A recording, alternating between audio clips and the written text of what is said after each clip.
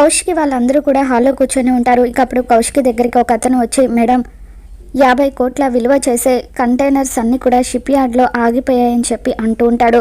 ఇక దాంతో దాత్రి కౌశికితో, వదిన ఇంతకీ కంటైనర్స్ ఎందుకు ఆగిపోయాయని చెప్పి అంటూ ఉంటుంది.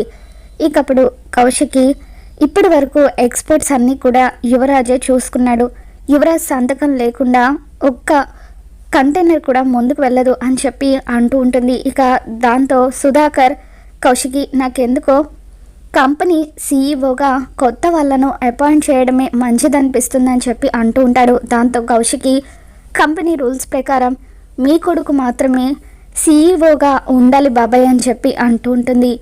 ఇక అలా కౌశికి ఆలోచిస్తూ, నా దగ్గర ఒక ఐడియా ఉంది బాబాయ్ అని చెప్పి కేదార్ వైపు చూస్తూ ఉంటుంది.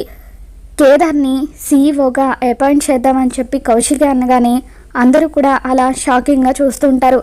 మరి రాబోతున్న ఎపిసోడ్లో ఏం జరగబోతుందో మళ్ళీ మన ఛానల్లో తెలుసుకున్న. వీడియో నచ్చినట్లయితే తప్పకుండా లైక్ చేయండి.